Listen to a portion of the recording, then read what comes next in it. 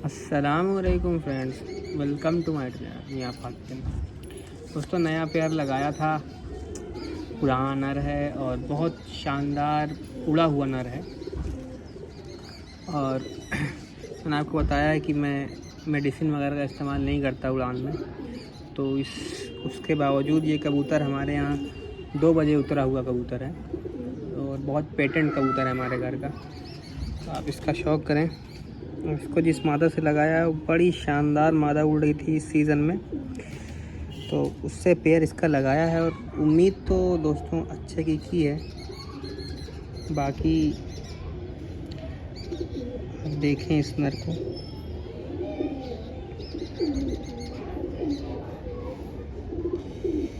ये बिल्कुल पुराना जो नस्ल है, पुरानी वही नस्ल है। ये हमारे जो पेटेंट कबूतर हैं प्रयागराज इलाहाबाद के, वो नस्ल है। और इनमें के कबूतर बहुत दूर दूर तक गए हैं। यहाँ से लोगों ने लखनऊ, मुंबई और ऐसे बहुत सारे शहरों में ये नस्ल पहुँची है, और पंजाब की साइड। तो ये वो कबूतर हैं दोस्तों, और बहुत शानदार। इनके अंदर 2 चीज़ें बहुत क्वालिटी वाली होती हैं, और जब तक ये अपनी असली हालत में मौजूद है तब तक ये उस क्वालिटी को बनाए रखेंगे।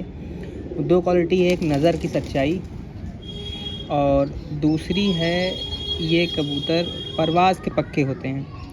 ये अगर आपके 3 घंटा 4 घंटा जितनी भी परवाज़ इनकी मैक्सिमम हो गई होगी, ये उसके बराबर ही उड़ेंगे। ये उससे कम किसी दिन आपको नाराज़ नहीं करेंगे कि किसी दिन तो 12 बजे चले आए और किसी दिन 8 ही बजे वापस आ गए। तो ये नहीं करते थे ये कबूतर, इतने पेटेंट ये नस्ल थी यहाँ की। तो ये नर है, और इसके साथ जो मादा लगा है वो भी दिखाता हूँ। पहले आप नर देखें। ये बहुत पुराना कबूतर है, उड़ा हुआ कबूतर है अपने। अब तो इसको ब्रीडिंग में हमने लिया है, नहीं तो ये कबूतर उड़ा हुआ तो था पर ब्रीडिंग में नहीं था। ये कुंदा है दोस्तों, पर आ रहा है अंदर से दोबारा से, तो इसको थोड़ा असल में दोस्तों देखिए, अगर आपने कबूतर के पर काट के रखे हैं, कटे हुए रखे हैं, तो उसको इस तरह से काटें कि फिर वो कबूतर उड़ने के काबिल ना रहे।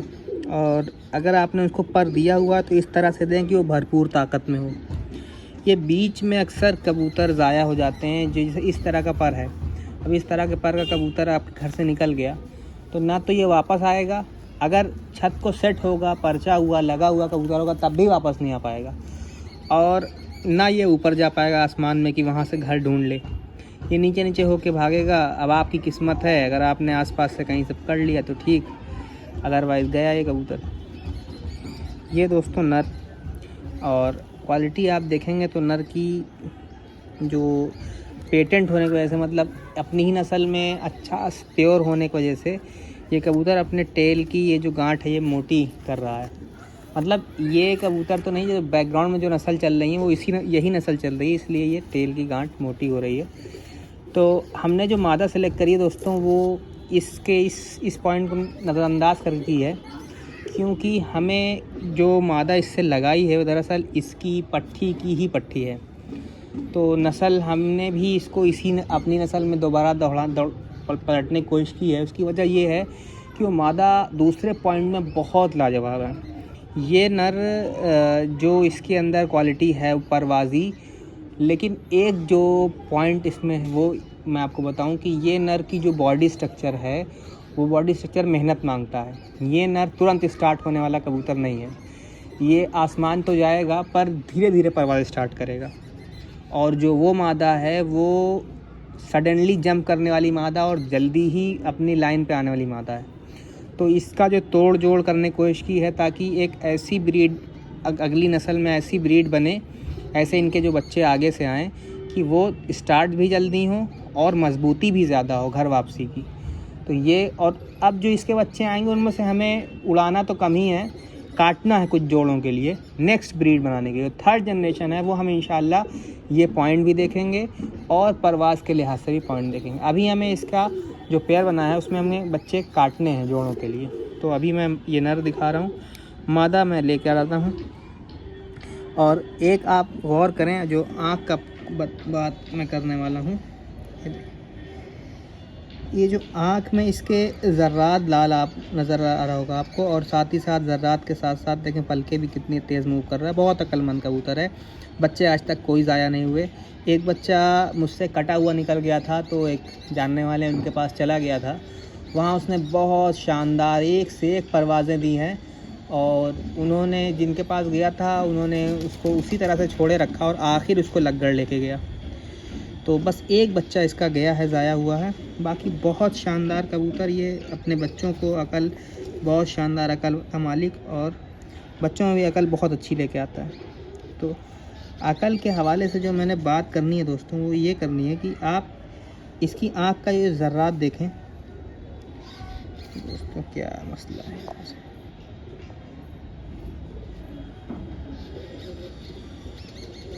ये देखें आप भी आँख पे नोटिस करें, जो ये इसकी ज़रात आपको नज़र आ रही होगी आँख की, ये ज़रात बहुत अच्छी होती है कबूतर के लिए। मगर एक चीज़ दोस्तों, जो अक्सर लोग धोखा खा जाते हैं कि आँख कितनी लाल होनी चाहिए। आप कुछ कमगरों की आँख देखेंगे, लोग कहते हैं आँख लाल है, बहुत शानदार परवाज़ देगा, पर अक्सर वो कबूतर ठप्पे निकल जाते हैं बहुत ज़्यादा लाल आँख के। तो लाल आँख कितनी हो, कितने में कबूतर शानदार काम करेगा, कितने में नहीं करेगा, ये बहुत अच्छी समझ होती है बहुत बड़े बड़े उस्तादों को। मुझे भी कुछ नहीं है, मतलब मैं अपने आप को बहुत ज़्यादा नहीं कह रहा कि मैं लाल आँख में, मगर जो बड़े उस्ताद गुजर चुके हैं उनको बहुत ज़्यादा इसमें महारत हासिल थी कि किस लाल आँख का कबूतर अच्छा है और कौन सी लाल आँख का कबूतर अच्छा नहीं है। अक्सर आप लाल आँख देख के कबूतर ले आते हैं और वो गलत कबूतर निकल जाता है। तो अभी जो आप ये ज़र्रात देख रहे हैं, मैं अपने खुद एक्सपीरियंस से नहीं कह रहा हूँ, ये कबूतर खुद उसको साबित करता है। जितनी लाल आँख इसकी है, इतने में कबूतर बहुत शानदार परवाज़ देते हैं। जो इसकी आँख है, बहुत शानदार परवाज़ देने वाली आँख है। और आँख के अंदर जो आपको एक पक्कापन नज़र आ रहा होगा, वो भी बहुत बहुत रिजल्टेड है, और थोड़ा सा सहारनपुरी टच है इसमें। इस ब्लड में सहारनपुरी होने की जो एक निशानी वो ये है कि इसकी चोंच से सर के साइड अगर आप देखेंगे तो आपको एक स्लोप दिखाई देगा सीधा, ये सहारनपुरियों की निशानी है। थोड़ा लंबी इसे आगे की तरफ निकला हुआ मुंह, चोंच पतली। तो ये कबूतर ये लगाया मैंने नर, और मादा मैं लेके आता हूँ दोस्तों, फिर देखो।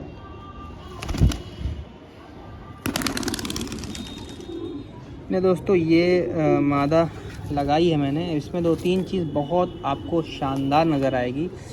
सबसे पहले तो आप आँख देखें, आपको आँख में बहुत अच्छा लगने वाला है, और जो मैंने सोच के लगाया है वो आप देखेंगे तो आपको देखें। अब उस नर की आँख में ज़र्रात इससे कम थे, पर इसके में भी उसी तरह के ज़र्रात हैं।